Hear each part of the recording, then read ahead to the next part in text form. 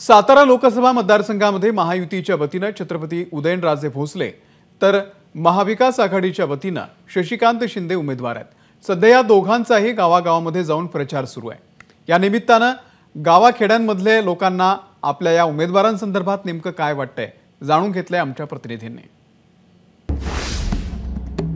महाराष्ट्रातल्या सातारा जिल्ह्यामध्ये लोकसभेची निवडणूक पार पडते आणि त्या लोकसभा निवडणुकीवर संपूर्ण महाराष्ट्राचं लक्ष आहे, कारण ही निवडणूक छत्रपती उदयनराजे भोसले यांच्या विरोधामध्ये शशिकांत शिंदे अशी पार पडते आहे। याबाबतच लोकांना काय वाटतं हे आपण आज जाणून घेणार आहोत। मी सध्या सातारा जिल्ह्यातल्या करहर नावाच्या एका छोट्याशा खेड्यात आहे। या ठिकाणी आज आठवडी बाजार आहे आणि आठवडी बाजारात आलेल्या नागरिकांचं काय म्हणणं आहे, स्थानिकांचं काय म्हणणं आहे हे आपण जाणून घेणार आहोत। खरं तर सातारा जिल्ह्याची निवडणूक ही प्रतिष्ठेची निवडणूक आहे, कारण उदयनराजे भोसलेंच्या विरोधामध्ये शशिकांत शिंदे आहेत।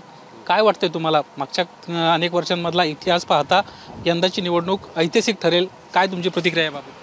ह्या वर्षीची चुरशीची निवडणूक होणार आहे आणि जावलीकरांच्या तर मनात आहे की जावलीतलं एक सीट दिलेली आहे शरद पवार साहेबांनी, तर जावलीतल्या लोकांची इच्छा आहे की जावलीतली सीट आमची एवढ्या वर्षानं लोकसभेला दिलेली तर ती जावी दिल्लीमध्ये, अशी एक इच्छा आहे आमची। पण केंद्रामध्ये बऱ्याच लोकांची आमच्या मनात आहे की मोदी सरकारच असावं म्हणून, पण जावलीकरांची तर इच्छा आहे की शशिकांत शिंदे लोकसभेला जावे म्हणून। मोदी सरकार का असावं? मोदी सरकारची आता प्रगती दिसते साहेब, मोदी सरकारनं प्रगती केलेली आहे, जरी काही असेल तरी मोदी सरकारची प्रगती पण तेवढी झालेली आहे। रस्ते झालेत, अनेक त्यांनी अडचणी सोडवलेल्या आहेत, म्हणून ते केंद्रामध्ये पाहिजेत आम्हाला। शशिकांत शिंदे का?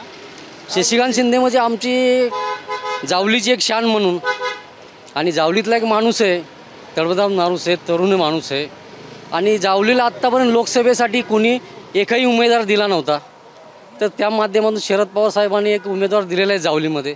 तर एक जावलीकरांची आणि आमची वैयक्तिक इच्छा आहे की ते लोकसभेला जावे म्हणून। लोकसभेच्या बाबतीमध्ये सेंट्रल लेवलला BJPने जे काम केलेलं आहे ते वाखाणण्याजोगं आहे। आत्तापर्यंत काँग्रेसचा कार्यकाळ झाला, त्यानंतर BJPचा, पण BJPच्या कार्यकाळामध्ये जे निर्णय होतात कुठले पेंडिंग राहिले नाहीत, जे झालं ते चालू झालं।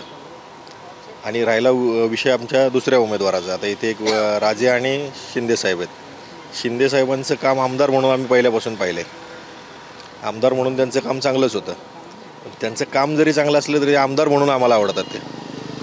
सेंट्रलला आम्हाला BJPच पाहिजे, म्हणून आम्हाला उदयनराजे। साताऱ्यात उदयनराजे पाहिजेत असं म्हणणं आहे, कारण केंद्रामध्ये मोदी सरकार आहे। तुमचं काय? आमचे एक माथाडी कामगारांचं खंबीर नेतृत्व म्हणून शशिकांत शिंदे हे खासदार व्हावेत ही आमची इच्छा आहे। सातारा लोकसभेबाबत बोलायचं झालं तर शशिकांत शिंदे निवडून येतील, आणि लोकांमधले पण वातावरण बघता आहे का नाही, शशिकांत शिंदे 100% निवडून येतील।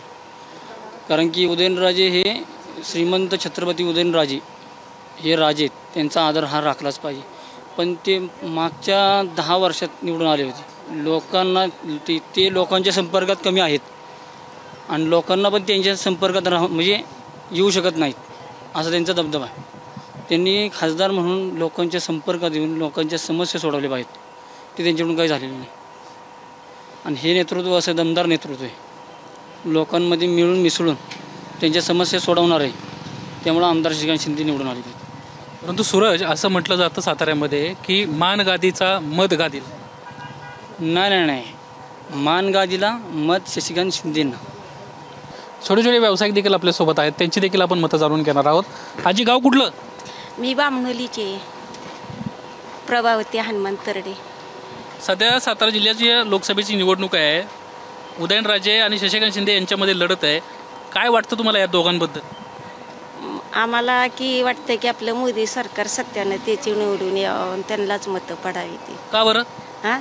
त्यांनी बी काय काम केलेली आहे ती, आणि सगळ्याचं आपलं रक्षण म्हणा, कुणाचं काय इकडे तिकडे आहे का नाही केलेलं आहे। एकंदरीतच सातारा जिल्ह्यातल्या ग्रामीण भागातली ही परिस्थिती आहे।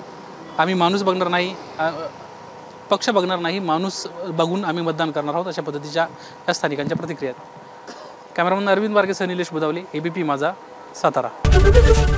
ABP माझा, उघडा डोळे बघा नीट।